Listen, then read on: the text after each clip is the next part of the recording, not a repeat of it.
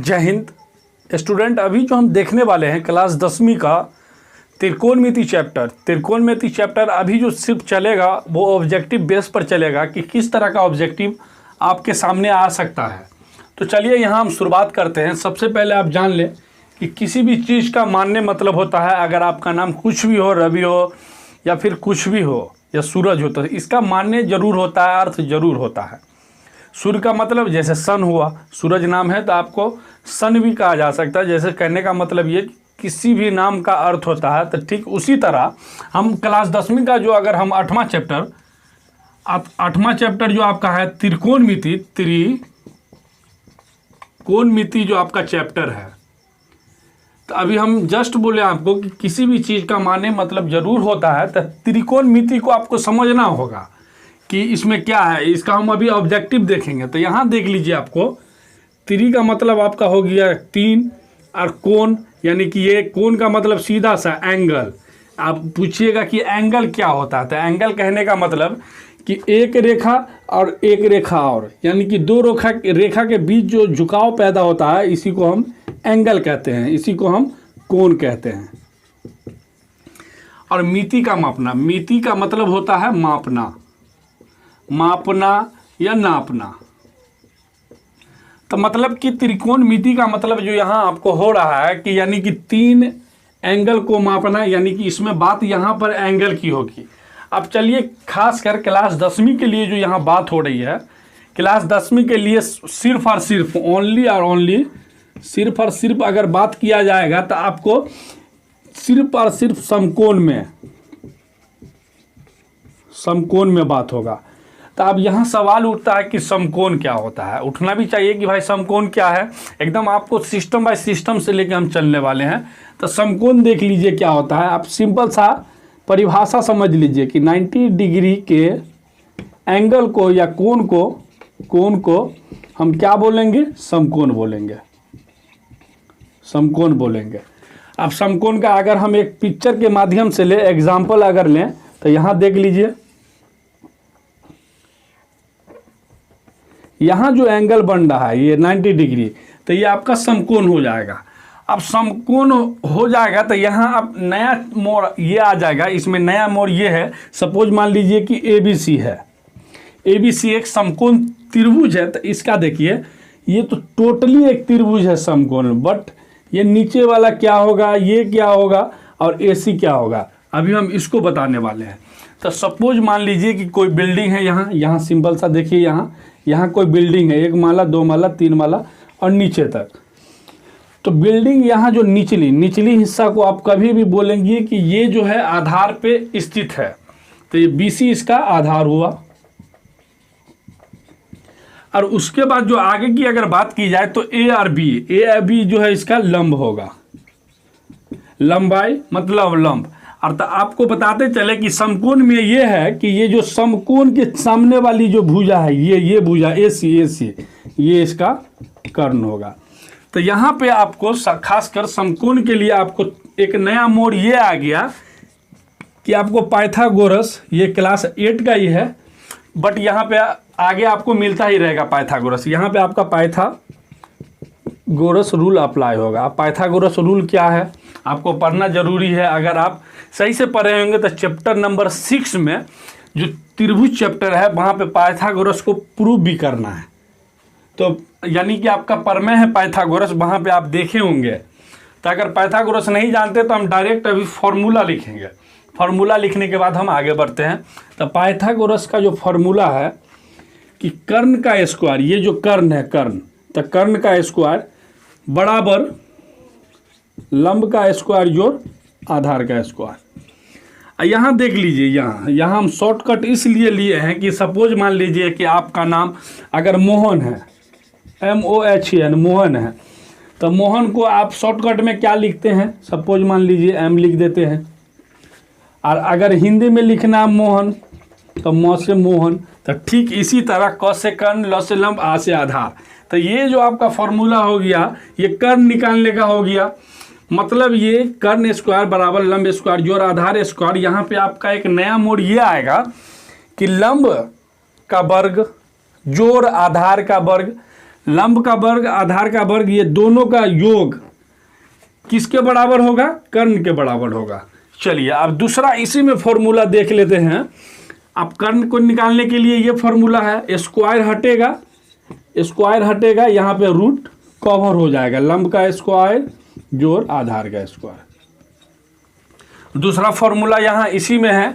अगर आपको लंब निकालना है, लंब निकालना है तो लंब स्क्वायर बराबर, तो ये आधार को इधर भेज दीजिए, कर्ण में से आधार घट जाएगा तो आधार स्क्वायर, तो लंब का स्क्वायर को हटा दीजिए और इधर रूट चढ़ा दीजिए, तो कर्ण पे स्क्वायर माइनस आधार पे स्क्वायर। ये दूसरा फॉर्मूला आपका लंब का हुआ। इसी तरह से आप खुद से आधार का निकालें, आधार का आप खुद से निकालें और बताएं क्या होता है। जैसा हम अभी बता रहे हैं आप देखें कि ऐसा मिल रहा है या नहीं मिल रहा है। तो आधार के लिए भी सेम प्रोसेस, किस में से घटाना है? कर्ण में से लंब को घटा देना है, स्क्वायर हटेगा, रूट कवर होगा, कर्ण स्क्वायर माइनस लंब स्क्वायर। ये तीनों फार्मूला आपको आपके पास रहना काफ़ी ज़रूरी है। अब चलिए हम आगे देखते हैं, बात अभी समकोण पे ही हो रही है। चलिए अब इसी में हम आगे देखते हैं आगे का प्रोसेस। आपको 3 फार्मूला अभी तक मिल चुका है कर्ण लंब आधार तीनों निकालने का। अब यहाँ अब मेन जो है त्रिकोणमिति, ट्रिगोनोमेट्री जो चैप्टर है आपका ट्रिगोनोमेट्री, इसके आप मेन तह में आते हैं कि इसमें आखिर क्या जानना है आपको। तो इसमें आपको 6 फार्मूला मिलेगा, या समझिए 6 आपको मंत्र मिलेगा। सबसे पहला साइन थीटा। साइन थीटा का आप डायरेक्ट हम सिंपल सा ना टाइम लेते हुए जल्दी से एक्सप्लेन कर देते हैं। इसका क्या होगा? इसका होगा लंब बट्टा कर्ण होगा। दूसरा कोस थीटा, आधार बट्टा कर्ण होगा। और तीसरा जो है आपका टेन थीटा, लंब बट्टा आधार होगा। तो आपको मालूम होना चाहिए कि अगर निगेटिव है तो इसका पॉजिटिव होगा ही, अगर पॉजिटिव है तो उसका निगेटिव होना एकदम तय है। तो साइन का जो पॉजिटिव कहिए या उल्टा कहिए, तो साइन का उल्टा है, आपको बता दें साइन का उल्टा है कोसेक। तो इसका डायरेक्ट उल्टा मतलब कि कर्ण ऊपर चला गया और लंब इसका नीचे आ गया, तो कर्ण बट्टा लंब, स्क्वायर नहीं होगा। कॉस का सेक, कर्ण ऊपर आधार नीचे। अब आ जाइए टेन का, और टेन का उल्टा यहाँ जो आपका होगा ये आपका होगा कॉट। टेन थीटा में आपका लंब बट्टा आधार है तो कॉट थीटा में आधार बट्टा लंब होगा। तो इसका यूज हम आपको बताते हैं कि यूज क्या होगा। जैसे सपोज मान लीजिए साइन थीटा बराबर आपका 2/3 दे दिया, साइन थीटा बराबर आपका 2/3 दे दिया और बोला कि कॉस थीटा और टेन थीटा बताएं। तो आपको मालूम होना चाहिए कि साइन थीटा बराबर क्या होता है? लंब बट्टा कर्ण। तो ये लंब बट्टा जो कर्ण होता है, तो लंब इसका क्या हो गया? 2 हो गया, और कर्ण इसका क्या हो गया? 3 हो गया। तो सपोज मान लीजिए कि एक घर में अगर 3 भाई है, ए है, बी है और सी है, तो हम घर में एंट्री मारे तो यहाँ ए और बी दोनों अवेलेबल है। तो यहाँ पे गार्जियन बोलेगा, हम जानते सबको होता है, वहाँ पे गार्जियन ये नहीं बोलेगा कि सी नहीं है। आप एंट्री मारेंगे ए बी है, आप समझ जाएंगे वो ये सी जो है वो नहीं है। बी सी है, समझ जाएंगे ए नहीं है। ए सी है, समझ जाएंगे बी नहीं है। तो यहाँ पाइथागोरस में आपको 3 चीज़ मिल रहा है, कर्ण, लंब, आधार। तो यहाँ लंब दिया है, कर्ण दिया है, क्या नहीं है? आधार नहीं है। आधार का फॉर्मूला अभी जस्ट हम आपको बताए हैं कि अंडर रूट, डायरेक्ट हम आगे चल रहे हैं, कर्ण में से लंब को घटा देना है। कर्ण कितना है? 3, तो 3 का स्क्वायर। लंब कितना है? 2, तो 2 का स्क्वायर। 3 3 9 और 2 2 4। 9 में से 4 जाएगा आपको 5, अंडर रूट 5। ये जो आपका आया ये आया आपका आधार आया। तो क्वेश्चन देखेंगे कि क्वेश्चन क्या कह रहा है। क्वेश्चन बोल रहा है कि कॉस थीटा बताएं। तो कॉस थीटा बराबर क्या होता है? आधार बट्टा कर्ण। तो यहाँ कॉस थीटा बराबर क्या लिखिएगा? आधार कितना आया? अंडर रूट 5, और कर्ण तो मालूम है 3 होगा। उसके बाद आ जाइए टेन थीटा। टेन थीटा बराबर यहाँ आपको मालूम होना चाहिए क्या होता है? लंब बट्टा आधार। तो लंब बट्टा आधार। तो आपको लंब कितना है, लंब 2 है, आधार √5 है, तो 2/√5। तो कुछ क्वेश्चन का टाइप जो आपको ऑब्जेक्टिव का मिलेगा वो इस टाइप का होगा। तो यहाँ आपको समझना ये होगा कि उसके लिए सबसे ज़्यादा अगर ज़रूरी है तो ये चीज़ ज़रूरी है, आपको फार्मूला याद होना चाहिए। चलिए अब हम क्वेश्चन के दूसरे टाइप को हम देखते हैं।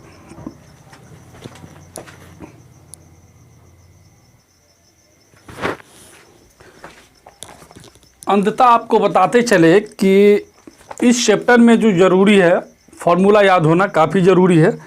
अगर आपको सभी फार्मूला याद है तो चलिए हम 4-5 क्वेश्चन को देखते हैं। काफ़ी इजी क्वेश्चन है। पहला क्वेश्चन अगर हम ले तो बेहतरीन क्वेश्चन है। एक क्वेश्चन है कि आपको tan थीटा बराबर 4/3 है। तो इसमें बोला जा रहा है कि sin theta plus cos theta, और ऑप्शन आपको दे दिया है कुछ भी, यानी कि sin theta plus cos theta बताए। तो आपको बता दें कि tan थीटा बराबर अभी जस्ट हम आपको फॉर्मूला बताए हैं tan थीटा बराबर अभी जस्ट हम आपको फॉर्मूला बताए हैं कि इसका फॉर्मूला लंब बट्टा आधार होगा, यानी कि लंब आपका 4 हो गया और आधार आपका 3 हो गया। तो यहाँ आपको सिंपल सा कर्ण निकाल लेना है। कर्ण निकालने के लिए √4 का स्क्वायर प्लस 3 का स्क्वायर, क्योंकि कर्ण स्क्वायर जोड़ लंब स्क्वायर, यानी कि लंब स्क्वायर जोड़ आधार स्क्वायर, दोनों का योग। 4 चौका 16 प्लस 3 तिया 9, 16 9 आपको कितना आया, 25 आया। 25 का क्या निकल जाएगा, 5। तो आपको कर्ण का मान कितना आया, 5 आया। तो यहाँ देखिए sin थीटा बराबर होता है लंब बट्टा कर्ण होता है, जोड़ cos थीटा बराबर होता है आधार बट्टा कर्ण होता है। तो लंब का मान कितना दिया है, 4, और कर्ण का मान 5। आधार का मान कितना दिया, 3, और कर्ण का मान 5। 5 5 का एलसीएम 5 आया, और 5 का 5 एक दफ़ा, 4 5 का 5 एक दफ़ा, 3 से गुना किया 3, 4 3 7/5। तो इसका जो आंसर जो ABC, ए रहा होगा कुछ भी, बी रहा होगा कुछ भी, और सी कुछ भी, और डी रहा होगा आपका 7/5। तो इस तरह के ऑब्जेक्टिव को आप इजी वे में ऐसे सॉल्व कर सकते हैं। चलिए आप ऑब्जेक्टिव का दूसरा टाइप देखते हैं। इसी में अगर दूसरे टाइप की अगर बात की जाए तो दूसरा टाइप भी काफ़ी आसान है। दूसरे टाइप में ये है, दूसरा टाइप में ये है कि आपको अभी हम जस्ट आपको बोले हैं कि मान याद होना काफ़ी ज़रूरी है। सपोज मान लीजिए कि क्वेश्चन ये रहेगा कि sine 60 degree plus cos 60 degree, इस टाइप का क्वेश्चन रहेगा। तो इसका मान आपको याद होना चाहिए, साइन 60 डिग्री का मान √3/2 और cos 60 डिग्री का मान 1/2। इजी वे में 2 का लघुत्तम 2 आया, √3 जैसे वैसा ही +1, यही इसका आंसर हो गया। अब दूसरा अगर टाइप देखा जाए क्वेश्चन का, तब अनेकों टाइप है, इसमें अनेकों टाइप का आपके पास क्वेश्चन आ सकता है। चलिए हम अब अगले टाइप में देखते हैं, जो इस टाइप का क्वेश्चन हमेशा बार बार आता है। सपोज मान लीजिए कि sine square theta plus cos square theta, ये दोनों का योग का मान जो होता है ये 1 होता है। एक कैसे होता है, वक्त मिलेगा तो कमेंट अगर आपका है तो कमेंट कर दीजिए, इसको प्रूव कर दिया जाएगा। Sine square theta plus cos square theta = 1। तो इसमें किस टाइप का क्वेश्चन रहेगा ये देखिए। यहाँ दे देगा 9 साइन या 8 साइन या 6 साइन, कुछ भी दे देगा। 6 हम ले लिए, तो 6 sine square theta plus 6 cos square theta, और प्रूव करने को बोलेगा। ऑप्शन ए दे देगा 2, बी दे देगा 3, सी दे देगा 6, डी दे देगा 4। तो इस टाइप के क्वेश्चन को आप इजी वे में सॉल्व कर सकते हैं, इसलिए कि देखिए 6 sine square theta plus 6 cos square theta, यहाँ 6 कॉमन आ जाएगा। अंदर क्या बचेगा, साइन स्क्वायर थीटा, और दूसरा बचेगा कॉस स्क्वायर थीटा। 6 इसका मान कितना होता है, 1, 6 × 1 6, तो इसका ऑप्शन होगा सी। इसी टाइप के क्वेश्चन हैं जो आपको त्रिकोणमिति में मिलेंगे। जो आप बच रहा है तो उसको हम अगले एपिसोड में ख़त्म करने की कोशिश करेंगे। वीडियो आपको अगर हेल्पफुल लगी है तो चैनल को सब्सक्राइब करें, भाई बेल आइकन को जरूर दबा दें, और वीडियो को ज़्यादा से ज़्यादा दोस्तों में शेयर करें। मिलते हैं अगली वीडियो में, तब तक के लिए जय हिंद, जय भारत, वंदे मातरम।